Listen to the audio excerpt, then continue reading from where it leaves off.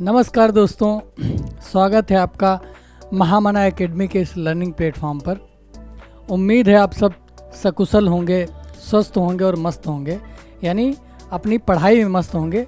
क्योंकि जैसे जैसे परीक्षा नज़दीक आती जाती है और हमारा क्या है, मानसिक स्तर का जो दबाव है वो बहुत महसूस होने लगता है कि ये पढ़ें कि वो पढ़ें कि क्या ना पढ़ें। तो आप निरंतर अभ्यासरत होंगे, मैं ऐसी आशा करता हूँ। और ज़रूरी भी है, अब कुछ दिन बचे हैं तो अच्छे से उनको पढ़ लिया जाए। हर एक विषय को समझना बहुत ज़रूरी होता है।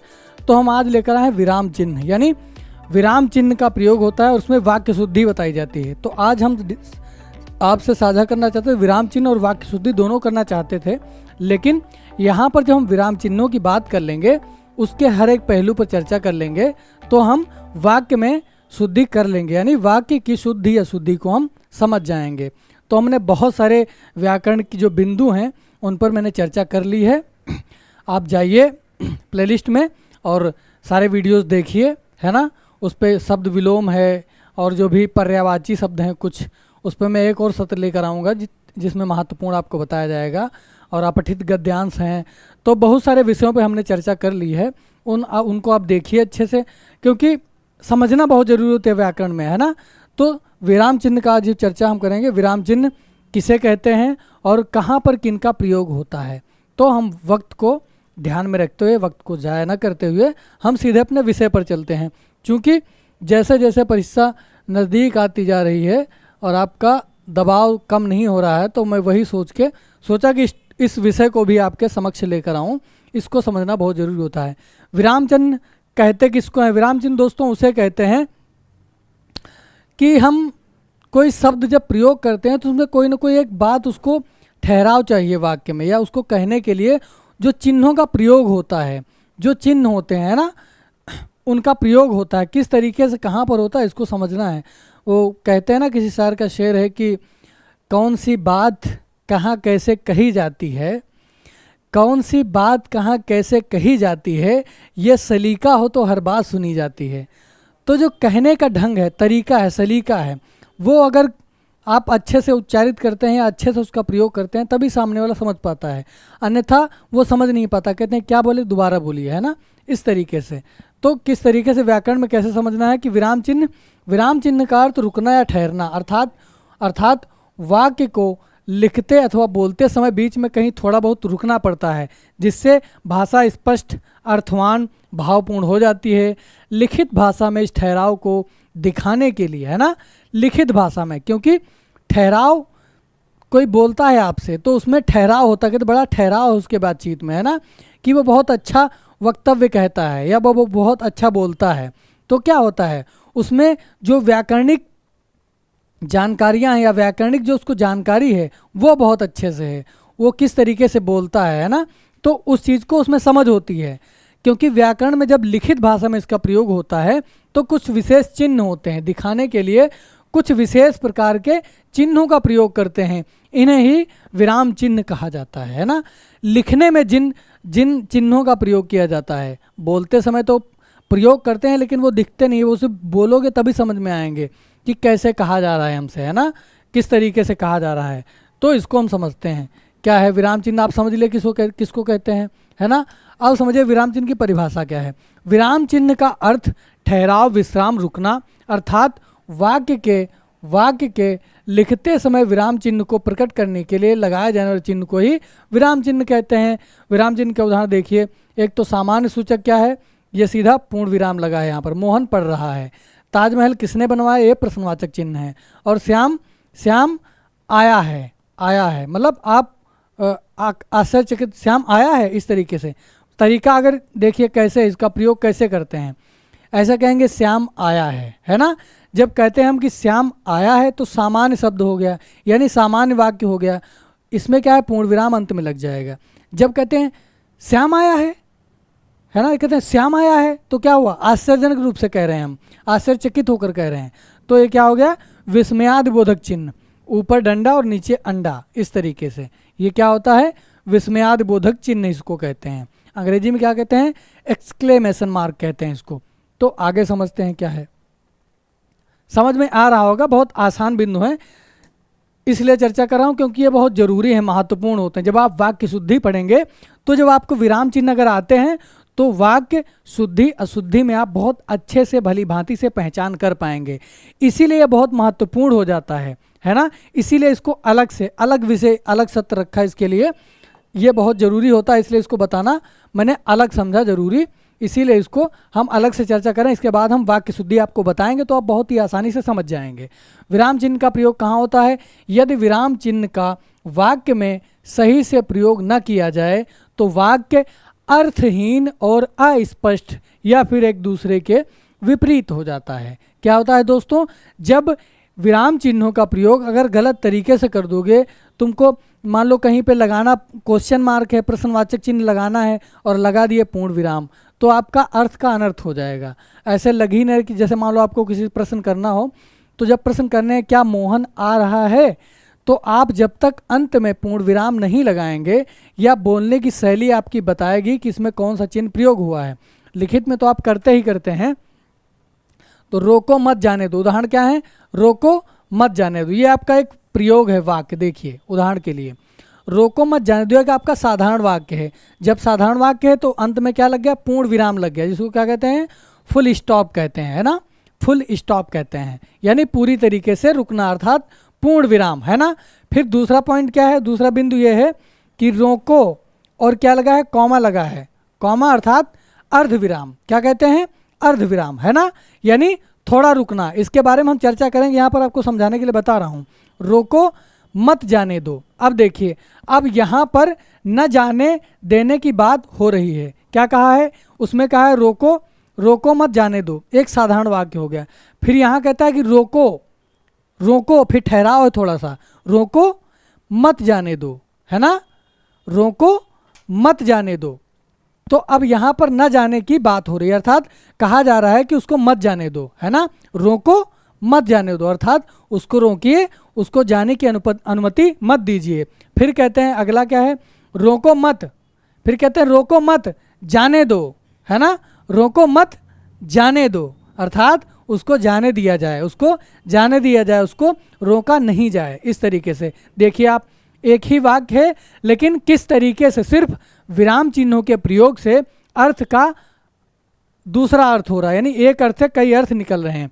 एक ही वाक्य है, रोको मत जाने दो, रोको मत जाने दो, रोको मत जाने दो, तीनों वाक्य एक ही हैं, लेकिन जब इनका प्रयोग हम किस तरीके से विराम चिन्हों का जब प्रयोग कर लेते हैं तो उनका अर्थ अलग हो जाता है, उनका अर्थ परिवर्तन हो जाता है ना।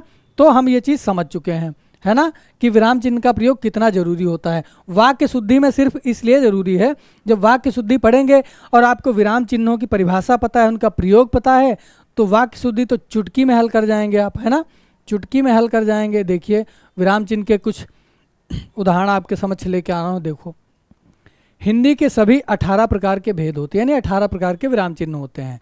आप सब इनसे परिचित होंगे हूबहू, लेकिन यहाँ पर विशेष तौर से हम ये समझेंगे कि अल्प विराम किसे कहते हैं, अल्प विराम का चिन्ह कैसा होता है। दोस्तों, अल्प विराम चिन्ह का प्रयोग कैसा होता है? देखिए अल्प विराम, देखिए ये कॉमा लगा है, इसको क्या बोलते हैं? कॉमा बोलते हैं, है ना। क्या बोलते हैं? कॉमा। इस तरीके से ऐसे लगाते हैं। ये क्या है आपका? ये आपका अल्प विराम है, यानी थोड़ी देर रुकना, है ना। इन पर हम चर्चा आपसे करेंगे। यहाँ पर देख लीजिए कि कौन सा चिन्ह कैसे प्रयोग होता है ना, किस चिन्ह का क्या कहते हैं और किसका प्रयोग कैसे होता है। ये हो गया अर्धविराम। अर्धविराम में क्या होता है?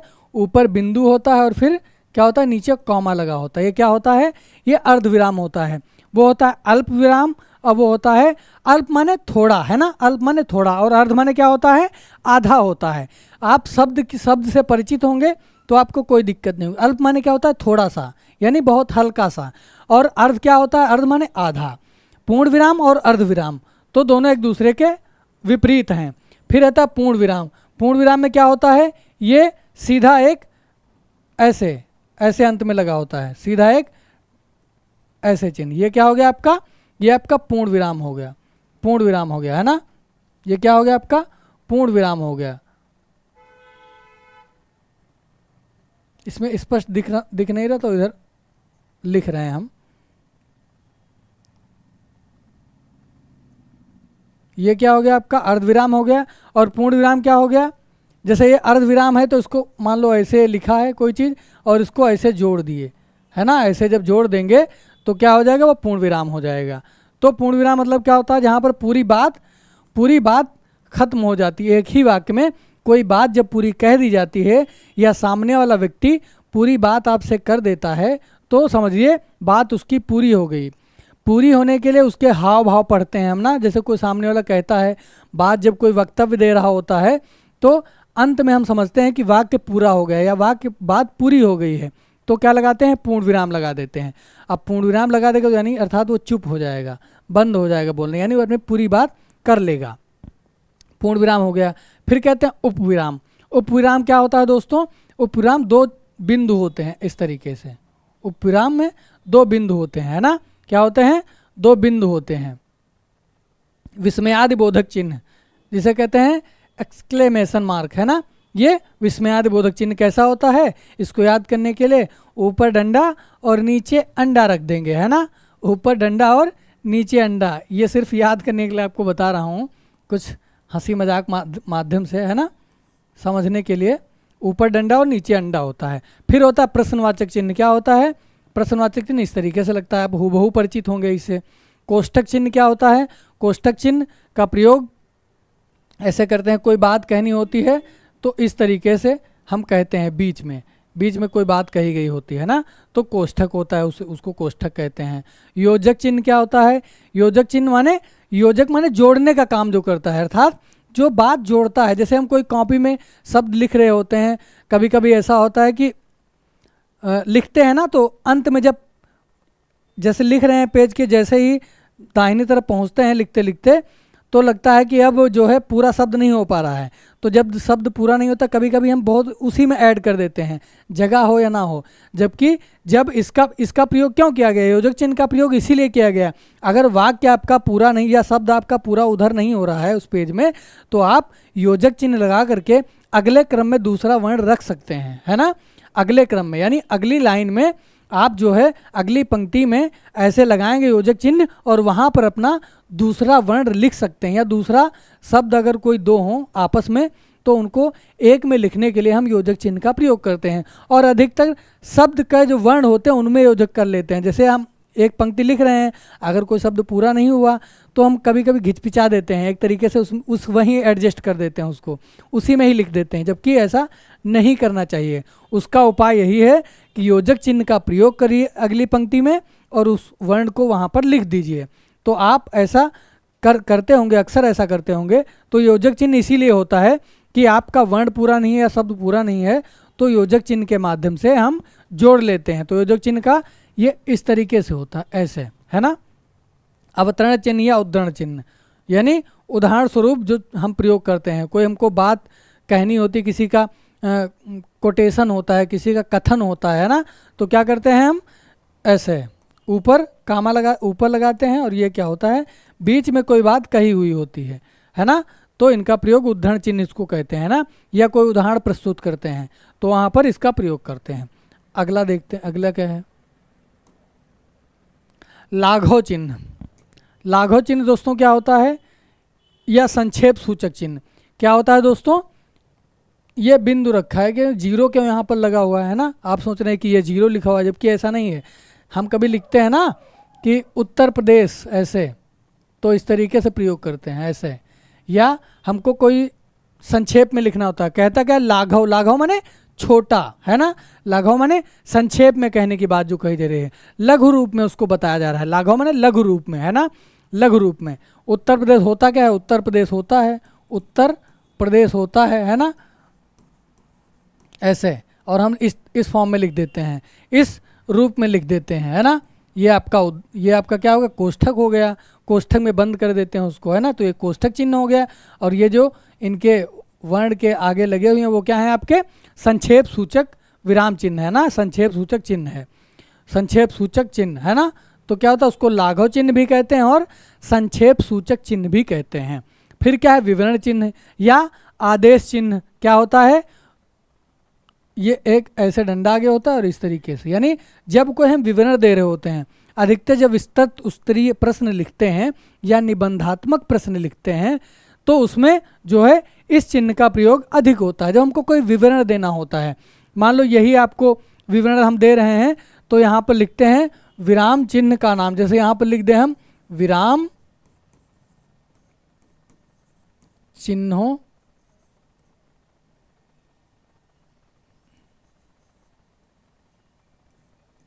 चिन्हों की पहचान, ये हमने लिख दिया है ना, विराम चिन्हों की पहचान। तो इसमें क्या है, विवरण दे रहे हैं हम आगे आपको, ये आपका हम विवरण दे रहे हैं, एक सूची दे रहे हैं, तो उसमें क्या करना है, उसमें दोस्तों हम ऐसे कर देंगे, इसका ऐसे, इस तरीके से। ये क्या हो गया आपका विवरण सूचक चिन्ह या आदेश चिन्ह कहा जाएगा, है ना।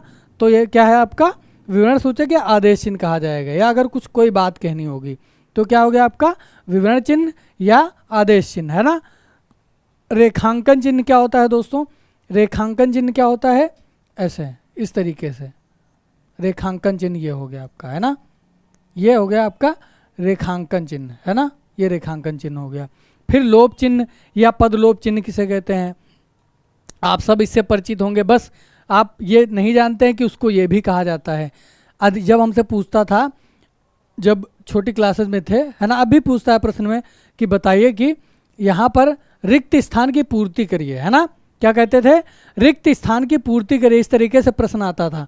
और कोई एक वाक्य दिया जाता था, उसमें आपको भरना होता था कि कौन सा यहाँ पर उपयुक्त शब्द होगा, है ना। तो इस तरीके से वाक्य जब कोई कहा जाता है और बीच में जो खाली स्थान छोड़ा जाता है वहाँ पर ये चिन्ह इस तरीके से लगा दिए जाते हैं, ये बिंदु ऐसे ऐसे लगा दिए जाते हैं, यानी इसमें कोई बात लिखी हुई है, यानी ये रिक्त स्थान है, इसको भरिए, है ना। इस तरीके से प्रश्न से पूछा जाता था या प्रश्न करा जाता था उस तरीके से। लोप चिन्ह या पद लोप चिन्ह, है ना, कोई मान लो पद कोई लोप है, पद कोई लुप्त हो गया, यानी पद को हटा दिया है, कोई एक वाक्य है और उस पद में जो है उसका प्रयोग किया गया, इसको हम समझेंगे उदाहरण के माध्यम से। यहाँ पर चिन्ह का सिर्फ प्रयोग समझिए, चिन्ह को देख लीजिए किस तरीके से उसको लिखा जाता है या पढ़ा जाता है। पुनरुक्ति सूचक चिन्ह, पुनरुक्ति सूचक चिन्ह क्या होता है, ये दोनों नीचे मार्ग अक्सर लिखते होंगे, देखिए जैसे कोई नाम आता है, है ना, कोई नाम बार बार एक ही आ रहा है, कोई नाम जब बार बार एक ही आता है तो पुनरुक्ति माने बार बार जब उसी को लिखना नहीं हो, बार बार उसको लिखना होता तो हम क्या करते हैं, प्रयोग कर लेते हैं। मान लो जैसे जब हम निमंत्रण लिख रहे होते हैं, निमंत्रण पत्र, यानी जब मान लो आपके घर में शादी हुई है ना, शादी होती है तो क्या करते हैं, लिखने के लिए आप बैठते हैं, कोई एक लिखने के लिए, निमंत्रण लिखने के लिए, जो पैसा वैसा जो देने आता है ना, व्यवहार के रूप में दान करने आता है, तो हम उसका नाम लिखते हैं। और जब एक ही गांव के कई लोग होते हैं, है ना, कि वो हो गए इस तरीके से, उनका नाम राकेश है, उनका गांव इमलिया ही है, या कोई आपका गांव है, आपके गांव का जो नाम होता है, तो बार बार उस गांव का नाम नहीं लिखते हैं हम, तो वहाँ पर क्या करते हैं, इस चिन्ह का प्रयोग कर लेते हैं, ऐसे, है ना, ऐसे इस तरीके से, ऐसे ऐसे, ये क्या हो गया आपका पुनरुक्त सूचक चिन्ह हो गया, है ना। आपका जो भी गांव या जो भी जिला, देश या जो भी होगा, तो जब बार बार उसका प्रयोग होता है तो उस बार बार नाम को न लिख करके हम क्या करते हैं, इस चिन्ह का प्रयोग कर लेते हैं, है ना, इस चिन्ह का प्रयोग कर लेते हैं, यानी वो चीज़ वही पुनरुक्त यानी रिपीट हो रही है ना, इस तरीके से।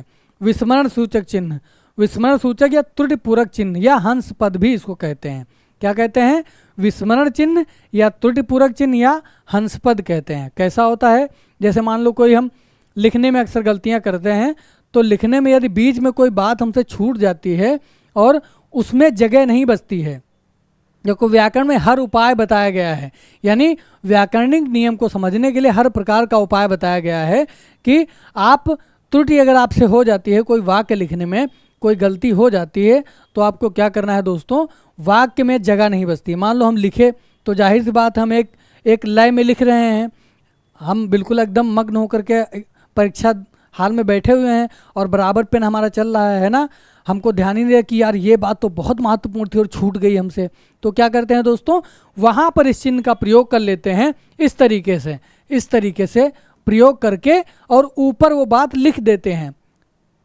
है ना, एक पंक्ति के बीच में एक पंक्ति ऊपर एक पंक्ति नीचे जो होती है, मान लो उसमें कहीं जगह नहीं बची तो बीच में थोड़ा तो जगह होगी वहाँ पर बताने के लिए, तो इस चिन्ह का प्रयोग कर लेते हैं और वो बात जो हमसे महत्वपूर्ण बिंदु या बात छूट गई है उसका हम वहाँ पर प्रयोग कर देते हैं, उसको वहाँ पर हम लिख देते हैं। तो क्या हो गया, विस्मरण चिन्ह, यानी विस्मरण माने जो हम भूली हुई बात भूल गए हैं उसको लिख रहे हैं या गलती हो गई है, इसको हंस पद भी कहते हैं, है ना। क्या कहते हैं, हंस पद भी कहते हैं दोस्तों, है ना, हंस पद भी कहते हैं।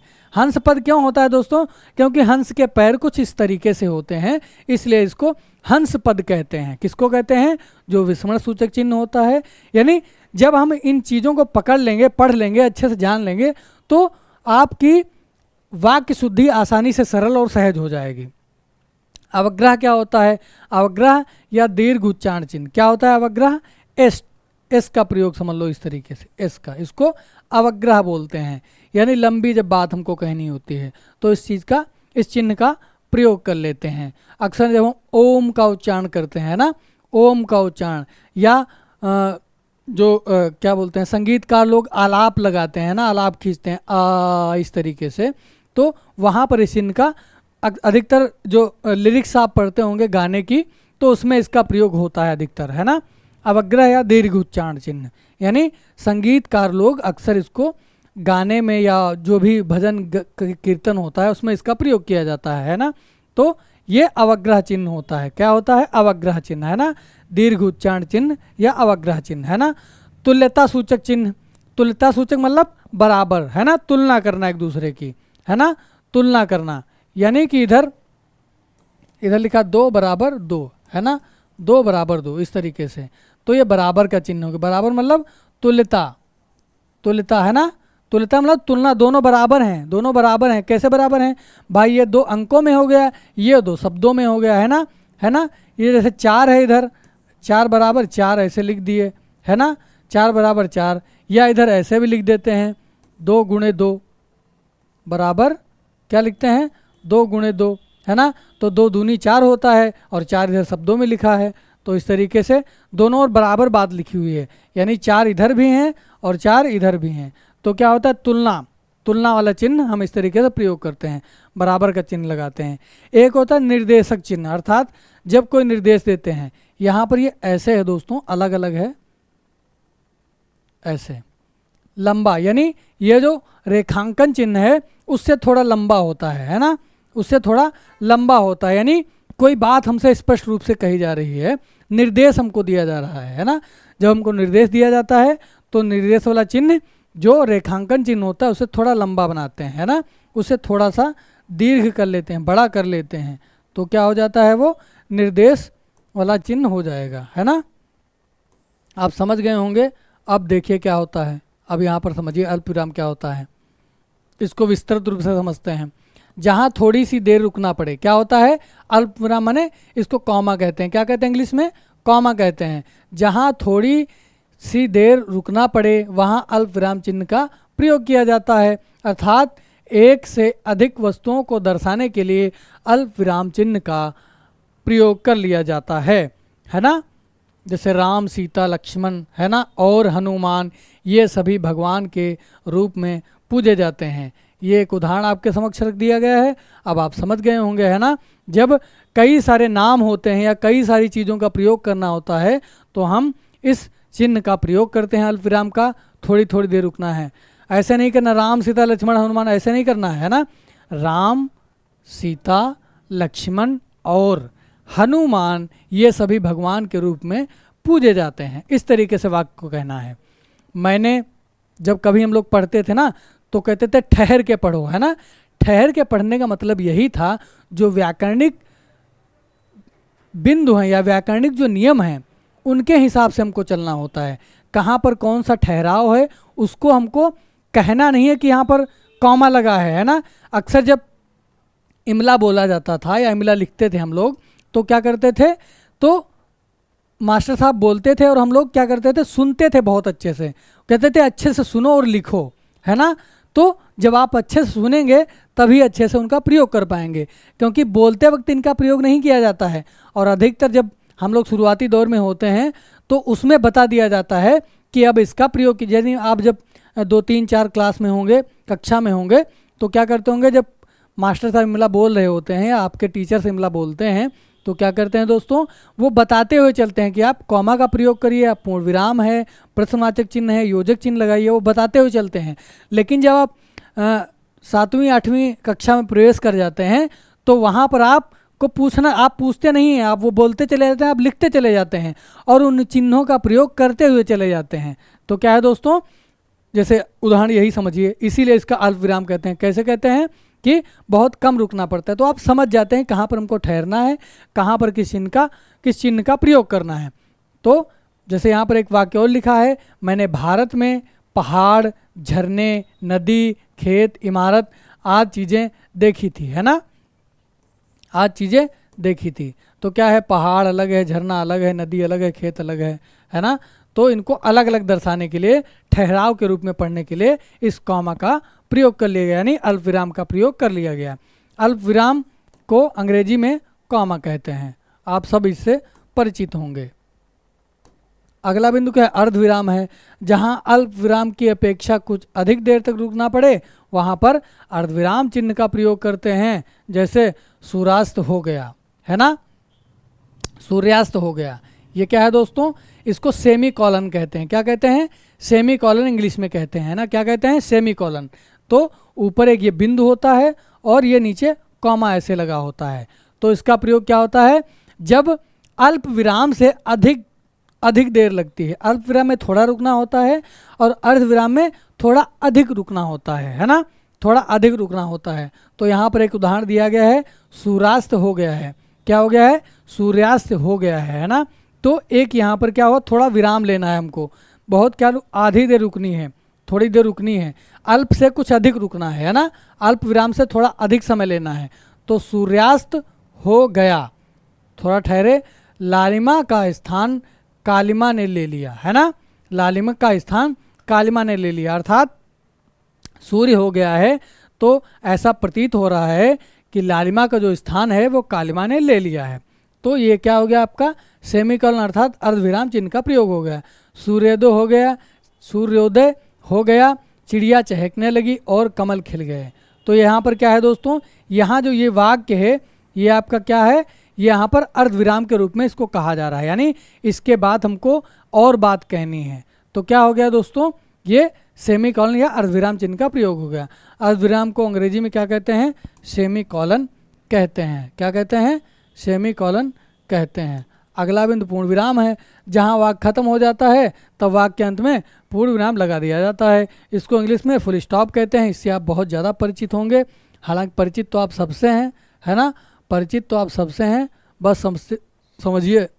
उप विराम किसे कहते हैं, उप विराम में दोस्तों इसको कॉलन कहते हैं। क्या कहते हैं, इंग्लिश में कॉलन कहते हैं। जब किसी कथन को अलग देखना हो तो वहाँ पर उप विराम का प्रयोग करते हैं, है ना। जब क्या करते हैं दोस्तों, जब किसी कथन को अलग दिखाना हो, यानी कोई कथन, आप इसका प्रयोग नाटक में अक्सर करके होता है। जब कोई नाटक या संवाद रूप हम सामने होता है, किताब में अक्सर इसका प्रयोग तभी होता है दोस्तों जब संवादात्मक बात कही जाती है, अर्थात कथन के रूप में कोई बात कही जाती हो और उसको अलग से दिखाना हो, तो दोस्तों इसका हम प्रयोग करते हैं उप विराम का, है ना। प्रदूषण एक अभिशाप है ना, प्रदूषण एक अभिशाप है। विज्ञान वरदान या अभिशाप, है ना, इस तरीके से प्रयोग होता है। तो दोस्तों जब कोई उदाहरण अलग से देना हो या कथन अलग दिखाना हो, यानी कोई बात आप कर रहे हो और बिल्कुल अलग बात कहनी हो आपको, तो इस चिन्ह का हम प्रयोग कर लेते हैं, है ना, उपविराम का प्रयोग कर लेते हैं। प्रदूषण एक अभिशाप है, आप इसका समझ गए होंगे प्रयोग। अगला बिंदु देखते हैं क्या है। अगला बिंदु क्या है, विस्मयादि बोधक चिन्ह वही होता है, आपको बताए हैं, जब आश्चर्यजनक बात कही जाती है। विस्मयादि बोधक चिन्ह का प्रयोग वाक्य में हर्ष विषाद, है ना, हर्ष विषाद इत्यादि, विस्मय घृणा आश्चर्य करुणा भय इत्यादि का बोध कराने के लिए, अर्थात इसका प्रयोग अव्यय शब्द से पहले किया जाता है। आपको अव्यय यानी अविकारी शब्द हम पढ़ा चुके हैं, उसमें इस चीज़ का जिक्र किए हैं, है ना, इसकी चर्चा हम किए हैं उसमें, जैसे हाय, आह, छी, अरे, शाबाश, हाय वह मर गया, इस तरीके से। तो क्या होता है दोस्तों, आश्चर्यजनक बातें या फिर हर्ष हो, विषाद हो, कोई दुख में हो, तो इन चिन्हों का हम प्रयोग करते हैं अक्सर करके। और क्या होता है, शब्द के अंत में होता है और वाक्य से पहले होता है। क्या होता है, शब्द के बाद में होता है, पहले नहीं होता है। इस तरीके से कोई बात आप नहीं कह सकते हैं। मान लो ये आप पहले प्रयोग कर दिए और बाद में कोई आप बात कह रहे हैं, ये अक्सर बाद ही में प्रयोग होता है ना, बाद ही में प्रयोग होता है। प्रयोग आप समझ गए होंगे। विस्मयादि बोधक चिन्ह किसे कहते हैं, है ना। अगला बिंदु क्या है, प्रश्नवाचक तो आप समझते ही हैं, जहाँ पर अंत में प्रश्न किया जाता है। क्या, प्रश्न चिन्ह का प्रयोग प्रश्नवाचक वाक्यों के अंत में किया जाता है ना। क्या वह लिख रहा है, ताजमहल किसने बनवाया, इस तरीके से, इससे आप भी परिचित होंगे अच्छे से। इसको क्वेश्चन मार्क कहते हैं, इंग्लिश में क्या कहते हैं, क्वेश्चन मार्क कहते हैं, है ना। क्या कहते हैं, प्रश्नवाचक चिन्ह या क्वेश्चन मार्क कहते हैं। अगला बिंदु क्या है, कोष्ठक है। कोष्ठक, ब्रैकेट्स क्या कहते हैं, इसको ब्रैकेट्स कहते हैं। क्या कहते हैं, ब्रैकेट कहते हैं। इसका प्रयोग अंग्रेजी में अधिक होता है, मैथ में यानी गणित में अधिक होता है।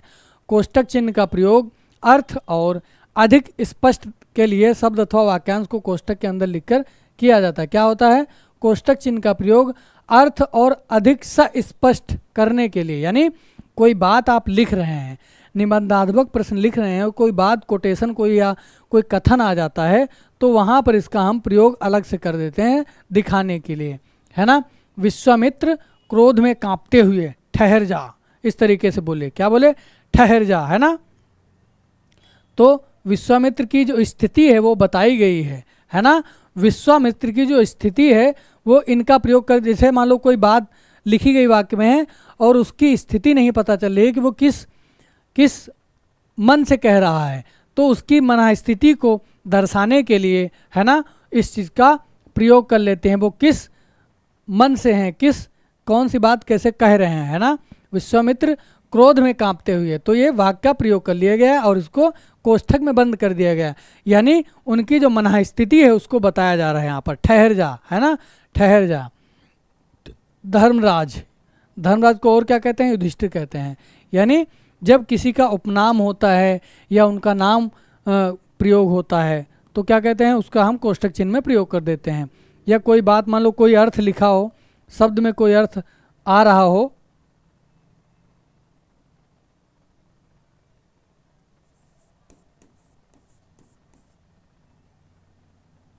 जैसे लिखा शेर गुर्राता है ना, शेर गुर्राता है, शेर गुर्राता है ना।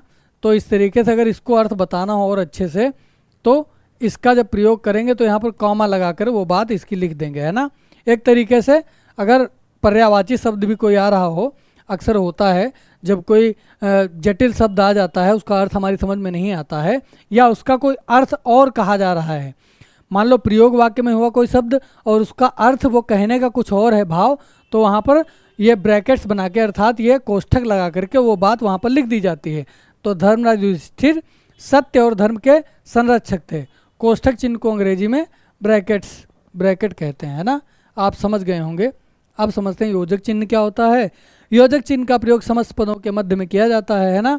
सुख दुख इस तरीके से समस्त पद जो होते हैं उनके बीच में प्रयोग किया जाता है। ये हम आपको समास में पढ़ाए हुए हैं कि कहाँ पर प्रयोग होता है और कहाँ पर प्रयोग नहीं होता है। इस चीज़ से आप बहुत अच्छे से परिचित होंगे। योजक माने होता है, योजक माने जोड़ना। इसको इंग्लिश में क्या कहते हैं, हाइफन कहते हैं। क्या कहते हैं, हाइफन इसको कहते हैं, है ना। क्या कहते हैं, हाइफन कहते हैं।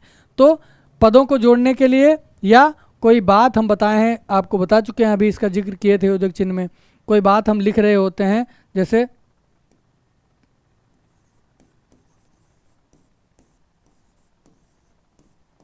राधा पढ़ रही थी,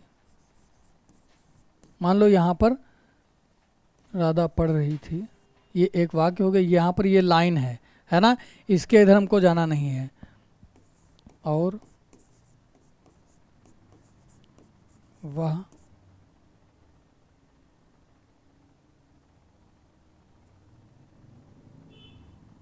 राधा पढ़ रही थी,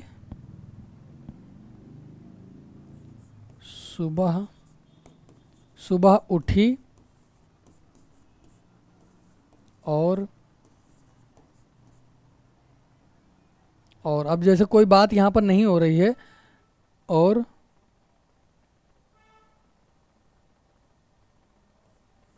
मान लो ये आपका रा लिख गया है ना, तो यहाँ पर राम हमको लिखना है, तो यहाँ पर पूरा नहीं हो रहा है तो इसको क्या करेंगे, इधर लिख लेंगे ऐसे ऐसे, तो ये जोड़ने का काम कर रहा है, तो इसे योजक चिन्ह कहेंगे, है ना। इस तरीके से समझते हैं इसको। तो पदों के मध्य में इसका प्रयोग किया जाता है। अगला बिंदु समझते हैं क्या है, अवतरण चिन्ह या उद्धरण चिन्ह, है ना।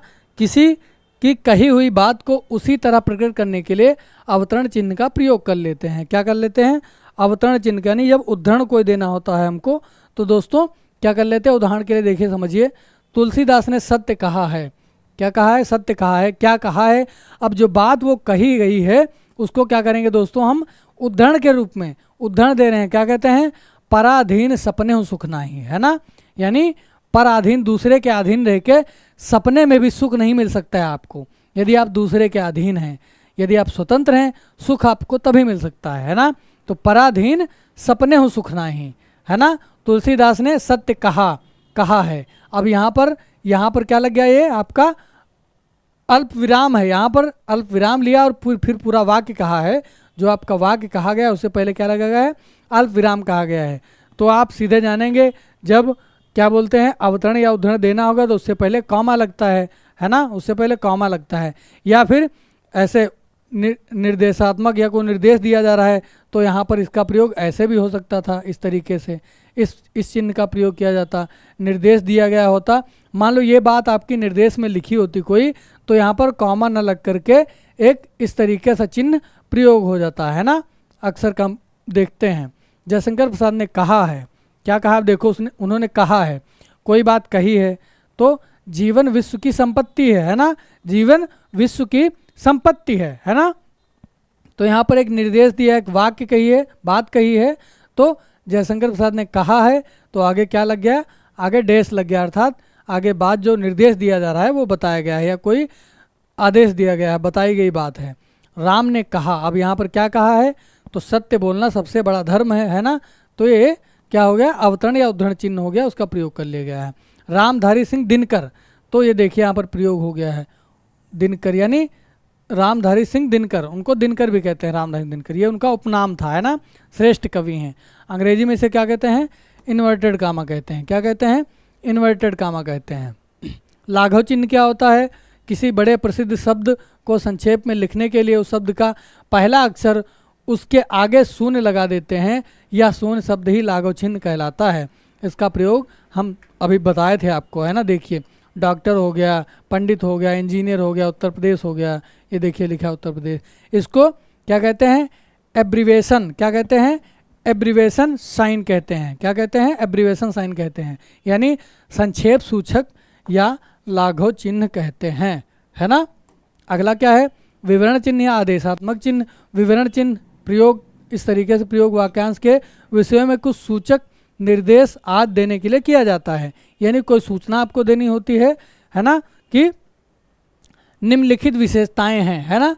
जब कहते हैं कि बताइए भाषा की विशेषताएं क्या हैं, तो भाषा की विशेषताएं निम्न प्रकार से हैं, निम्न प्रकार से हैं, ऐसे करते हैं, निम्नांकित हैं, है ना, निम्नांकित हैं। फिर क्या करते हैं, ऐसे प्रयोग कर देते हैं इस तरीके से, यानी विवरण आप नीचे दे रहे हैं, तो ये विवरणात्मक चिन्ह है, इसे आदेशात्मक चिन्ह भी कहते हैं, है ना।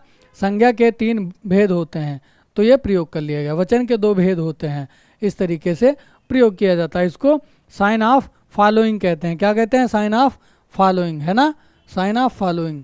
अगला क्या है दोस्तों, अगला क्रम क्या है, विवरण चिन्ह हो गया। अगला क्रम है रेखांकन चिन्ह, इसको अंडरलाइन कहते हैं। क्या कहते हैं, अंडरलाइन चिन्ह कहते हैं, अंडरलाइन साइन कहते हैं।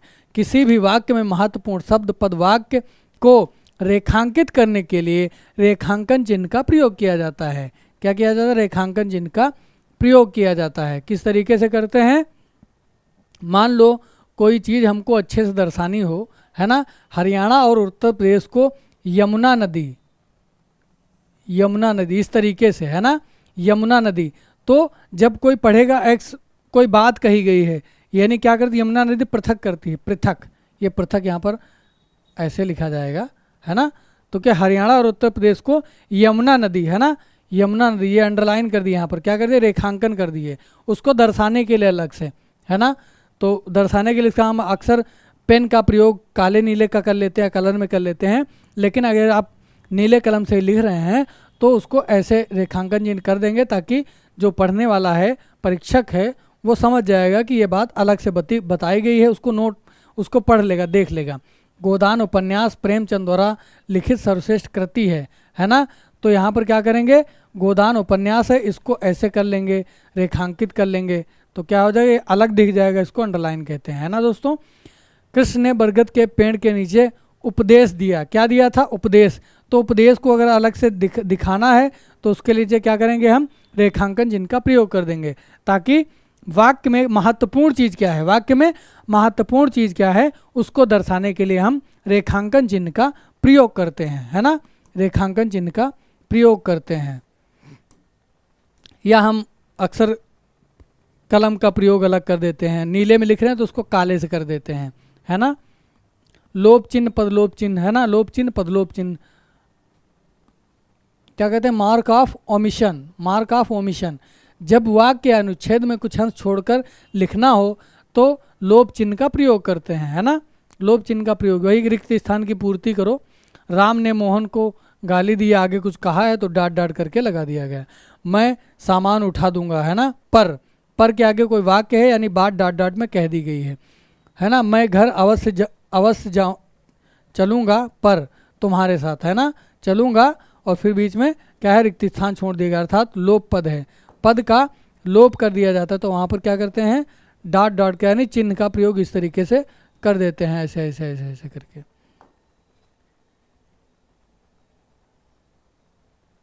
लोप चिन्ह हो गया दोस्तों। अब पढ़ते हैं पुनरुक्त सूचक चिन्ह, वही बात जो आपको बताए थे, है ना, वही बात, यानी कि उदाहरण से समझ जाएंगे आप। पुनरुक्त सूचक चिन्ह का प्रयोग ऊपर लिखे गए किसी वाक्य अंश को दोबारा लिखने से बचने के लिए, यानी उसी बात को बार बार न कहने के लिए, उसी बात को बार बार न लिखने के लिए हम अक्सर क्या करते हैं, इस चिन्ह का प्रयोग कर लेते हैं, ऐसे ऐसे करके। क्या है, रमेश कक्षा 10 में पढ़ता है, तो फिर यहाँ रमेश के पिता एक किसान हैं, रमेश का प्रयोग ऐसे इस तरीके से।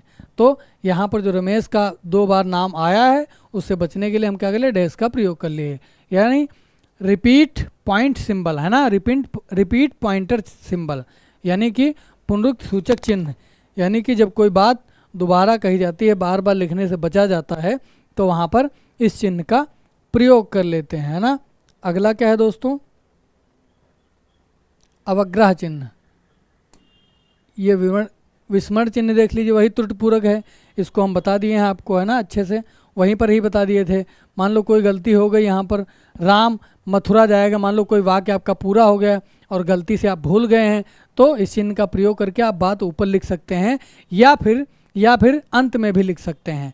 अगर जगह हो तो वाक्य के बीच में भी लिख सकते हैं ऊपर, और अगर जगह नहीं है दोस्तों तो उसको अंत में भी लिख सकते हैं, है ना, उसको अंत में भी लिख सकते हैं।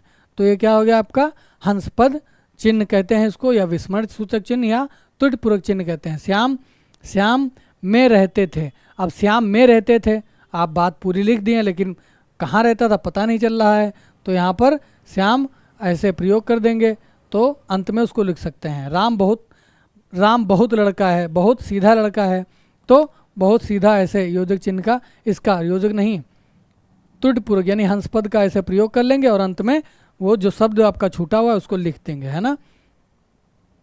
अगला क्या है दोस्तों, अवग्रह चिन्ह। अवग्रह चिन्ह दीर्घ चिन्ह, इसको आप समझ चुके होंगे, एक देवनागरी चिन्ह है।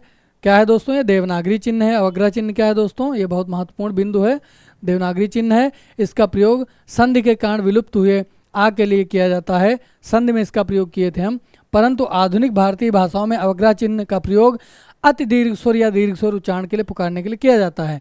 इसे दीर्घ उच्चारण चिन्ह भी कहते हैं।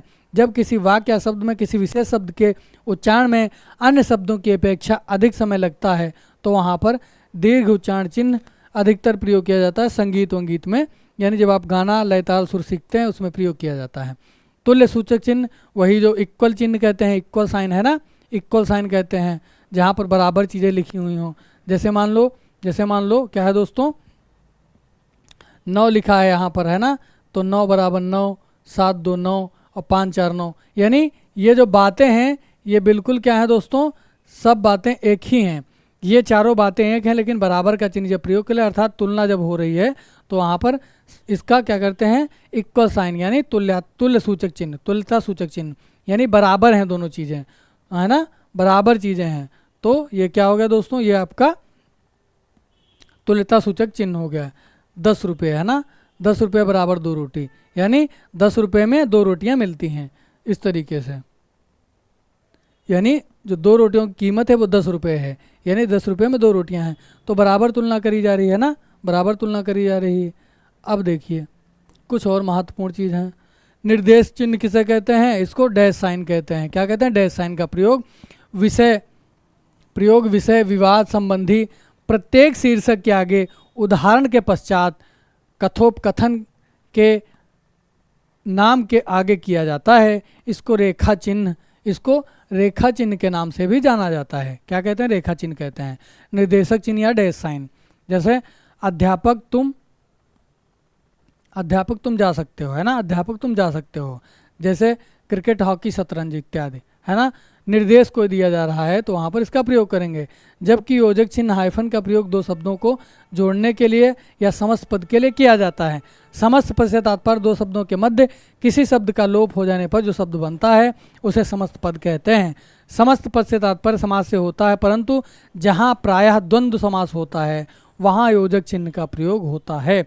उदाहरण के लिए आपको बता दिए हैं, सुख और दुख अर्थात सुख दुख, लाभ हानि योजक चिन्ह लग गया है, लाभ और हानि, दिन रात दिन और रात, है ना। तो ये निर्देश वाला चिन्ह क्या होता है दोस्तों, निर्देश वाला और लोप वाला चिन्ह बताए थे आपको, है ना, लोप नहीं, क्या कहेंगे इसको, योजक चिन्ह, है ना। योजक चिन्ह निर्देश वाला बिल्कुल समान होते हैं, तो समान चिन्ह होते हैं, बस उसका प्रयोग अलग अलग है, तो इससे आप समझ जाएंगे, है ना। ये योजक चिन्ह भी इसको कहते हैं और निर्देशक चिन्ह भी कहते हैं, है ना। अगला बिंदु क्या है, संयोजक या योजक चिन्ह। वही बात है इसमें, हिंदी में अल्पविराम के बाद योजक चिन्ह का प्रयोग अधिक होता है। 2 शब्दों में परस्पर संबंध करने के लिए, उन्हें जोड़कर लिखने के लिए योजक चिन्ह का प्रयोग किया जाता है। इसे विभाजक चिन्ह भी कहते हैं, यानी इसे दोस्तों विभाजक चिन्ह भी कहते हैं। जैसे हमने द्वंद्व समास में सुख और दुख, सुख दुख एक में जुड़ा है लेकिन और शब्द का लोप हो गया तो विभाजन हो गया, है ना, सुख और दुख, सुख और दुख, है ना, सुख ऐसे सुख और दुख, है ना, और क्या होगा, सुख और दुख, इस तरीके से दोनों अलग अलग हो गए, है ना। तो इसका उदाहरण चिन्ह, दोहरण चिन्ह क्या है, देखिए, किसी वाक्य में किसी खास शब्द पर जोर देने के लिए अवतरण या उदाहरण चिन्ह ये लगाते हैं का प्रयोग किया जाता है। उदाहरण के 2 रूप होते हैं, इकहरा व दोहरा, है ना। एक उदाहरण के लिए एक चिन्ह का प्रयोग करते हैं, यानी इस तरीके से भी इसका प्रयोग करते हैं, यानी कोई साधारण सी बात लिखनी होती है तो इकहरा भी प्रयोग करते हैं और दोहरा चिन्ह के। जब किसी पुस्तक से कोई वाक्य अथवा अवतरण ज्यों का त्यों लिया जाता है तो वहाँ दोहरे। जब जैसे मान लो हम कोई किसी का कोटेशन याद किए हैं, कोई कथन याद किए हैं, तो जब हमको एग्जैक्ट अर्थात हूबहू अगर वही आप वाक्य लिख रहे हैं जो किसी लेखक या किसी विद्वान की बात है और उसको हूबहू बिल्कुल उसी तरीके से उसका प्रयोग कर रहे हैं, तो वहाँ पर दोस्तों इसको ऐसे डबल में प्रयोग करते हैं, यानी 2 बार में लिखते हैं, है ना। और जब हमको मान लो उसका भावार्थ याद आ रहा हो तो उसका प्रयोग हम एक ही के एक प्रयोग करके कर लेते हैं, है ना। एक यानी इकहरा प्रयोग करते हैं, दोहरा वहाँ पर करते हैं जब बात आपको पूरी तरीके से याद हो, तो एक तरीके से पूरा आपको विश्वास हो कि हमको हमारा ये वाक्य बिल्कुल उन्हीं का दिया हुआ है या उनका कथन है, आपको एग्जैक्ट याद है, पूरी तरीके से याद है, तो आप दोहरा प्रयोग करेंगे, यानी दोहरे चिन्ह का प्रयोग करेंगे उदाहरण के लिए। और अगर आपका भाव उसका आ रहा है, उसका कथन का भाव आ रहा है, तो आप इकहरे चिन्ह का प्रयोग करेंगे। आप समझ गए होंगे, है ना, समझ चुके होंगे। अगला बिंदु क्या है, उदाहरण के लिए प्रयुक्त किया जाने वाला चिन्ह बताइए। वही है उदाहरण के लिए जिसका प्रयोग अभी बता दिए हैं हम, है ना, उसका प्रयोग हम बता दिए हैं। अल्पविराम भी बता दिए हैं, है ना, अल्पविराम भी बता दिए हैं, है ना। 2 प्रश्न है, इसको समझिए। निम्नलिखित में अर्धविराम का चिन्ह को पहचानिए। अर्धविराम किसे कहते हैं दोस्तों, पहचानिए। कौन सा अर्धविराम है, अर्धविराम कौन सा है दोस्तों, बताइए। ये तो आपका उपविराम हो गया, है ना, ये आपका उपविराम हो गया है। उपविराम का प्रयोग कहाँ होता है दोस्तों? जब अधिकतर कथोपकथन जब कहते हैं, है ना, ऐसे, या कोई अलग बात कहना हो, राम श्याम का भाई है ना, इस तरीके से कोई बात में जब हम इसको उपविराम कहते हैं, अर्थात दो बिंदु हैं ये, तो क्या हो गया? उपविराम हो गया। फिर ये क्या है दोस्तों? ये आपका ये क्या है आपका? अल्प विराम है ना, अल्प विराम है। अर्धविराम क्या है दोस्तों? अर्धविराम क्या है? ये वाला है, ये आपका अर्धविराम है। पूर्ण विराम कैसे होगा? जब इसको ऐसे कर देंगे तो ये पूरा विराम हो जाए। अर्धविराम है, इसको जोड़ देंगे तो ये पूर्ण विराम हो जाएगा, फुल स्टॉप हो जाएगा। और ये आपका अल्प विराम है। अल्प विराम क्या है? ये अल्प विराम है ना, ये अल्प विराम है। क्या है? अल्प विराम। और ये क्या है? अर्धविराम।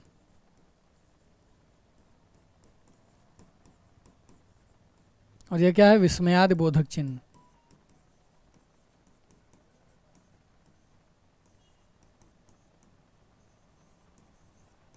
समझ गए होंगे आप, है ना। अगला प्रश्न देखते हैं। अगला देखिए क्या है। विराम चिन्ह के प्रयोग की दृष्टि से निम्नलिखित में कौन सा वाक्य सही नहीं है? देखिए, वाक्य शुद्धि बस आप यहीं से पहचान जाएंगे, वाक्य शुद्धि यहीं से सीख जाएंगे। देखिए, वह दूर से बहुत दूर से आ रहा है ना, वह दूर से बहुत दूर से आ रहा है। सुनो सुनो सुनो, है ना, सुनो सुनो वह गा रही है ना, सुनो सुनो वह गा रही है। नहीं नहीं, ऐसा कभी नहीं हो सकता, है ना। क्रोध क्रोध चाहे जैसा भी हो मनुष्य को दुर्बल बनाता है। अब आप इसमें बताइए कि कौन सा वाक्य इसमें सही है, यानी किस वाक्य का इसमें सही से प्रयोग किया गया है? बताइए, आप बताइए।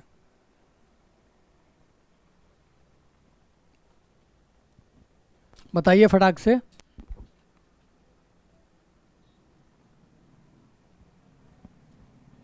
सही नहीं है, कौन सा सही नहीं है बताइए। देखिए, अब देखिए कौन कहाँ से, अगर कहीं से ना, हर प्रश्न को देखिए। क्रोध चाहे जैसा भी हो, यानी क्रोध कॉमा है ना, यानी क्या है दोस्तों? अल्प विराम है, थोड़ा रुकना होगा हमको। क्रोध ठहराव हुआ थोड़ा सा, चाहे जैसा भी हो, है ना, चाहे जैसा भी हो, तो क्या होगा दोस्तों? मनुष्य को दुर्बल बनाता है। तो ये वाक्य आपका क्या है? ये वाक्य आपका सही है। ये वाक्य आपका क्या है दोस्तों? सही है ना, पूरी बात कही गई है ना। फिर कहते हैं यहाँ पर अल्प विराम होगा, अर्धविराम होगा, है ना, यहाँ अर्धविराम, यहाँ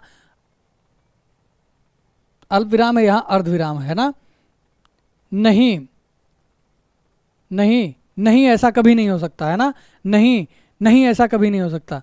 तो ये भी आपका वाक्य सही है, ये वाक्य आपका सही है। सुनो सुनो वह गा रही है, तो कामा का प्रयोग हो गया है ना, यानी ये भी आपका वाक्य सही है। वह दूर से बहुत दूर से आ रहा है, वह दूर से बहुत दूर से आ रहा है, इसको लिखने के लिए आप सीधे कह सकते थे वह बहुत दूर से आ रहा है। तो ये वाक्य आपका सही नहीं है, ये वाक्य आपका गलत हो जाएगा, है ना। ये वाक्य आपका क्या हो जाएगा दोस्तों? गलत हो जाएगा, है ना। ये वाक्य आपका क्या हो जाएगा? गलत हो जाएगा, यानी कि सही नहीं है वो। अगला प्रश्न क्या है? अगला प्रश्न दोस्तों देखिए, इस विराम चिन्ह का प्रयोग कहाँ करते हैं? बताइए, कहाँ करते हैं? लाघव चिन्ह क्या होता है बताइए। लाघव चिन्ह का प्रयोग बताए थे आपसे हम, ऐसे उत्तर प्रदेश लिखते हैं, तो ये लाघव चिन्ह का प्रयोग है ना। ये चिन्ह होता है लाघव चिन्ह। उपविराम क्या होता है? उपविराम आपको बता दिए हैं, ये होता है। और ये क्या है दोस्तों?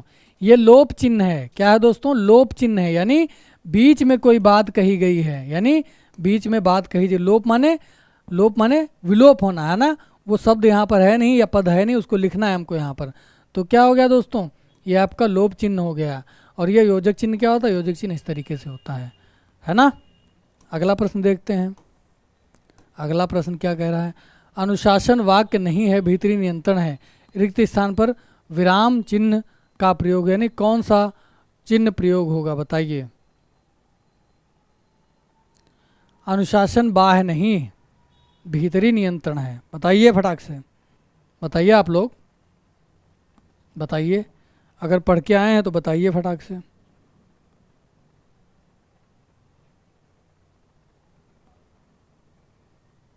अनुशासन बाह्य नहीं, क्या होगा यहाँ पर, अनुशासन बाह्य नहीं, बाह्य नहीं यानी बाहरी नहीं है, भीतरी नियंत्रण है। तो यहाँ पर जो ये लोप हुआ है तो यहाँ पर किस चिन्ह का प्रयोग हो जाएगा बताइए। यहाँ पर तो ये लोप वाला ही तो बताया गया है ना, पद यहाँ पर कौन सा लगाना है आपको, यानी कौन सा चिन्ह प्रयोग करना है, तो क्या लगेगा यहाँ पर बताइए। यहाँ पर दोस्तों अर्धविराम होगा, क्या होगा, अर्धविराम होगा, है ना, अर्धविराम होगा। अगला देखिए, अंतिम सवाल है, किस विराम चिन्ह का प्रयोग संवाद लेखन एकांकी नाटक में वक्ता के बाद किया जाता है बताइए। आपको बताए थे अधिकतर कथनों में उसका प्रयोग होता है। जब नाटक या संवादात्मक कोई कहानी या नाटक पढ़ते हैं तो उसमें उसका प्रयोग अधिक होता है। योजक चिन्ह उदाहरण के लिए ऐसे करते हैं, उपविराम का प्रयोग होता है, क्या होता है, उपविराम का प्रयोग होता है ना दोस्तों, क्योंकि इसमें कथोपकथन चलते हैं। आदेश चिन्ह क्या होता है, यही निर्देशक या योजक चिन्ह होता है, ऐसे आदेश दिया जाता है इस तरीके से, आदेश या विवरण, है ना, आदेश या विवरण इस तरीके, रेखांकन चिन्ह इस तरीके से होता है ना। तो कुल मिलाकर आप विराम चिन्हों की परिभाषा या उनको समझ चुके होंगे, मैं ऐसी आशा करता हूं, और आपको वाक्य शुद्धि आपको बता दिया जाएगा, ताकि जब आप विराम चिन्ह पढ़ें तो वाक्य शुद्धि आप आसानी से कर सकते हैं। तो बहुत बहुत धन्यवाद आपका, है ना। और सत्र को आपका अच्छा लगे तो लाइक करिए, कमेंट करिए, शेयर करिए। CUT UG की तैयारी में जो दोस्त हमारे लगे हुए हैं उन तक मेरी बात पहुंचाइए। जय हिंद, जय भारत।